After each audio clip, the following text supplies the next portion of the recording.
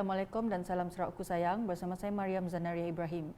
Berita utama, beberapa seksyen bagi projek lebuh raya Pen Borneo LPB Sarawak akan dibuka pada tahun ini memandangkan status terkini telah mencapai lebih kurang 86.54%. Perkara tersebut disahkan oleh Menteri Kanan Kerja Raya Datuk Seri Fadilah Yusof dalam sidang media selepas menghadiri program Libat Urus Kementerian Kerja Raya KKR bersama media Sarawak di Kuching pada Sabtu. Katanya terdapat 3 lagi seksyen yang dijangka akan siap pada tahun 2023.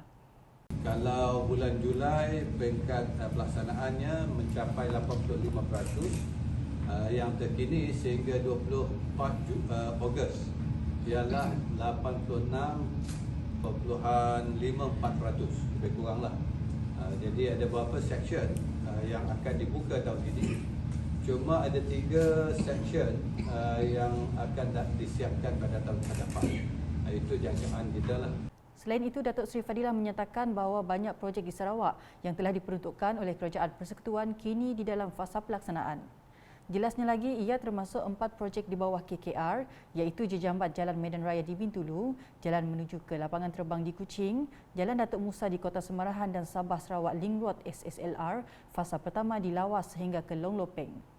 Untuk Sabah Sarawak Link Road fasa kedua sedang dimuktamadkan oleh Kementerian Kewangan dari segi sudut perolehan, kaedah perolehan dan sebagainya, dan kita mengharapkan akan dapat memuktamadkan award kepada kontraktor tahun ini, di mana penghujung tahun ini dan selewat-lewatnya awal tahun hadapan fasa kedua boleh mula dilaksanakan.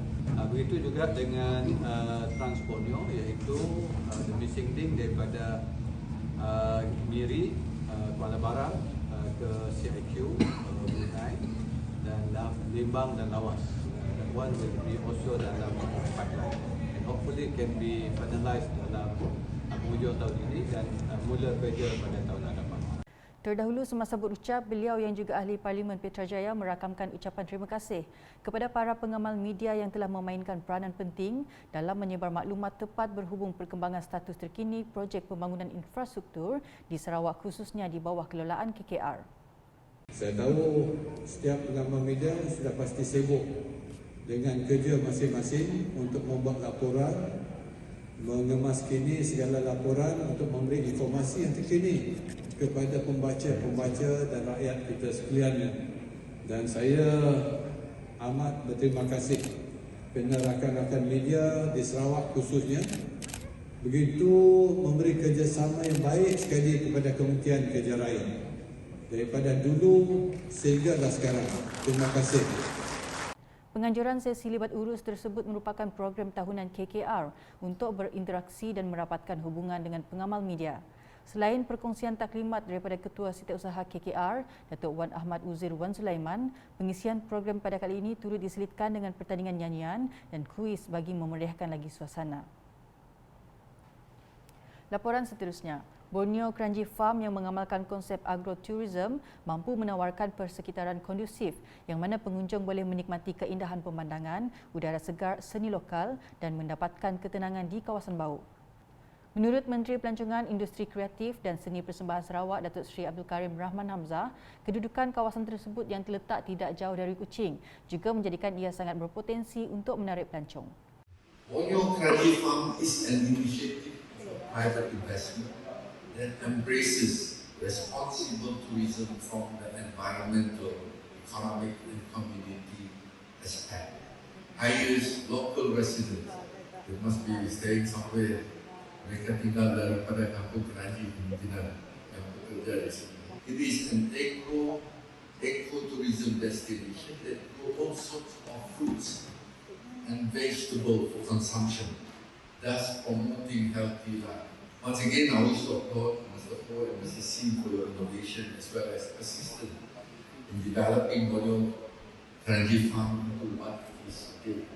Congratulations also to the local YP, Saudara Miro and Kapitan Gibson for your leadership in working with the community to produce more gold, not metal gold in Bau. Beliau berkata demikian semasa merasmikan pembukaan Borneo Kranji Farm di Bau pada Jumaat. Dalam perkembangan lain, Datuk Seri Abdul Karim memberitahu paku Rock Mess Garden yang memaparkan pembentukan batu semula jadi merupakan tarikan pelancong terbaru di Bau. Beliau berkata bukan sahaja gua dan struktur batuan yang indah di kawasan tersebut mampu menarik lebih ramai pelancong, malah keunikannya juga akan melonjakkan ekonomi tempatan. Looks like this is a new tourism product which could be developed. But I have to acknowledge the effort by the community leaders, by the district office, as well as by the local assemblyman for doing a very good job in trying to promote this place. I believe also Paku, if we are to do it up properly with all the facilities to cater for those who are visiting this place will slowly be booming up. Beliau berkata demikian semasa berucap merasmikan pembukaan paku Rock Mess Garden dan sesi memotong riben di Bau pada Jumaat. Terdahulu pada program sama, Ahli Dewan Undangan Negeri Adun Serembu, Miro Simuh memberitahu paku Rock Mess Garden telah ditemui dan diperkenalkan pada tahun lepas. Setelah mendapati kawasan tersebut mampu menjadi tarikan pelancong, beliau memberi peruntukan sebanyak RM50,000 bagi membangunkannya. I would say I would thank the community of JKK Pekan Paku under the guardianship of Kapitan Pushak Sin because they are really put an effort to make this product at what it is today. So that's why most of the product that we created under the tourism industry product that we have in Serembu constituency and Bau by itself, we put under CBT, community-based tourism. So all this product will be managed by the community itself, bring benefit to the community and many other things that we can create within this product, which belongs back to the community. Those are the things that inspire us to do more because we believe that whatever things that we created around here is must give back to the community. So this is one of the Berita selanjutnya, Regata Niah 2022 kini kembali selepas 4 tahun tidak diadakan termasuk 2 tahun akibat pandemik COVID-19. Timbalan Menteri Pembangunan Wanita, Kanak-kanak dan Kesejahteraan Komuniti Sarawak, Datuk Rozi Yunus berkata, penganjuran regata kali ini bukan sahaja memupuk perpaduan di kalangan masyarakat tetapi juga memberi ruang dan peluang kepada masyarakat meningkatkan sosioekonomi.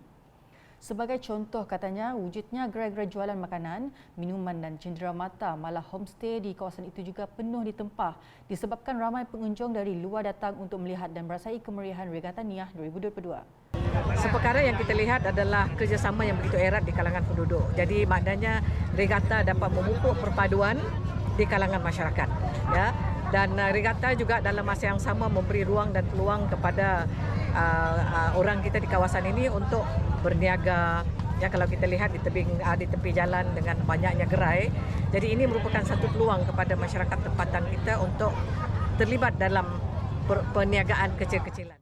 Beliau berkata demikian ketika ditemui selepas merasmikan Regata Niah 2022 di Waterfront Niah, Pekan Sepupuk Niah pada Sabtu. Sementara itu, beliau yang juga adun berkenu merangkap penasihat Regata Niah 2022 menjelaskan, selepas sekian lama rakyat bersendirian disebabkan pandemik COVID-19, penganjuran regata kali ini mencapai objektifnya apabila berjaya kembali mengeratkan silaturahim dan kemesraan di kalangan masyarakat pelbagai kaum. Saya lihat regata dapat mencapai objektif yang sedemikian. Tambah lagi sekarang ini kita cerita tentang keluarga Malaysia, dan kalau lihat pada crowd ini datangnya daripada pelbagai tempat dan pelbagai latar belakang. Jadi inilah sesuatu yang menarik tentang regata ini. Ya. Dalam pada itu, Regata Niah 2022 kali ini menampilkan Piala Raja Sungai Baharu yang menjadi rebutan dengan pemenang membawa pulang hadiah sebanyak RM10,000. Selain penduduk setempat dan tempatan seperti Bitulu, Kapit dan Sibu, ia turut disertai peserta dari negara Brunei Darussalam. Datuk Rozi turut melepaskan lumba perahu acara 15 pekayu lelaki serta menyampaikan hadiah kepada pemenang kategori tersebut. Selain lumba perahu dan bot laju, turut diadakan pameran agensi kerajaan dan badan korporat, gerai jualan, Subis Kitchen serta pentas rakyat yang mempersembahkan Ratu Regata, persembahan Bina Badan, karaoke dan gendang Melayu. Seterusnya, bangunan baharu Gereja Good News Fellowship Kampung Sadir telah siap dibina dengan kos RM50,000 dan akan dilengkapi pelbagai kemudahan yang selesa. Menurut Timbalan Menteri Pengangkutan Sarawak Datuk Dr. Jerib Susil, pembangunan rumah ibadat seperti gereja amat penting bagi memberi keselesaan kepada penganut Kristian menjalankan ibadah keagamaan dan kerohanian pada setiap minggu. Sehubungan itu, beliau yang juga adun mambung telah memperuntukkan sebanyak RM100,000 lagi kepada Jawatankuasa Gereja Good News Fellowship Kampung Sadir untuk menaik taraf gereja tersebut sekaligus membina bangunan Sunday School. Datuk Dr. Jerib mengumumkan demikian semasa menyempurnakan sambutan ulang tahun Gereja Good News Fellowship yang ke-40 sekaligus merasmikan bangunan baru gereja tersebut di Padawan pada Sabtu. Bersempena dengan persidangan Parlimen Negara-Negara Commonwealth CPC ke-65 di Halifax, Kanada pada 20 hingga 26 Ogos lepas, Sarawak turut berkesempatan menghantar wakil ke persidangan tersebut. Delegasi berkenaan telah disertai Timbalan Speaker DUN Sarawak Merangkap Adun Muara Tuang, Datuk Idris Buang, Ketua Setiausaha Politik kepada Premier Sarawak Merangkap Adun Tupong, Fazruddin Abdul Rahman, Adun Serembu Miro Simoh dan Setiausaha DUN Sarawak Pele Peter Tinggom. Persidangan CPC pada kali ini mengumpulkan lebih 500 ahli parlimen, staf parlimen serta pembuat keputusan dari seluruh perwakilan Commonwealth bagi menangani isu-isu kritikal yang dihadapi di parlimen pada masa kini. Selain itu, ia juga merangkumi pelbagai persidangan dan mesyuarat termasuk Perhimpunan Agung Persatuan Parlimen Commonwealth CPA ke-65, persidangan cawangan kecil CPA serta mesyuarat The Society of Clerks at the Table Socket ke-56. Dalam pada itu, Pele berkesempatan berkongsi pengalaman kepada ahli-ahli soket yang lain berkaitan kaedah-kaedah yang telah diguna pakai di Sarawak dalam mengadakan persidangan DUN ketika penularan wabak COVID-19. Di Bintangor pula, kerajaan telah meluluskan RM400,000 bagi menaik taraf jalan ke rumah Peter Kilas. Projek tersebut akan dilaksanakan di bawah Jalan Perhubungan Desa, Kementerian Pembangunan Luar Bandar KPLB. Menurut Ahli Parlimen Tanjung Manis, Insinyur Yusof Abdul Wahab, peruntukan projek turut merangkumi projek parkir kereta rumah panjang tersebut. Naik taraf kawasan tempat letak kereta dan juga jalan sedikit berjumlah RM400,000. RM400,000 telah diluluskan, tapi disebabkan kita faham kawasan ini mungkin masih lagi terdedah kepada air pasang, bukan? Jadi tuan rumah, saya rasa mereka sudah membuat lawatan tapak tuan rumah. Sudah dibuat lawatan tapak dan mungkin mereka sedang membuat dokumen lah untuk tender lah untuk cabutan undi. Beliau berkata demikian selepas aktiviti senam robik bersama penduduk sempena program Aram Bergerumpu Unit Komunikasi Awam Sarawak UKAS bersama Pusat Khidmat Dewan Undangan Negeri DUN Semop dan Saberkas Meradong di rumah Peter Kilas pada Sabtu. Dalam pada itu, Insinyur Yusof berharap penduduk di kawasan Bintangor, khususnya Parlimen Tanjung Manis, terus memberikan sokongan kepada calon gabungan Parti Sarawak GPS pada pilihan raya umum PRU akan datang. Ura-ura mau diadakan PRU pun tidak lama lagi. Jadi kita haraplah siapa-siapa saja calon yang akan dipilih untuk mewakili kawasan Tanjung Manis, kita beri sokongan penuh sebab kita nak beri banyak lagi kerusi parlimen untuk wakil-wakil GPS daripada Sarawak supaya suara kita lebih kuat lagi nanti di parlimen.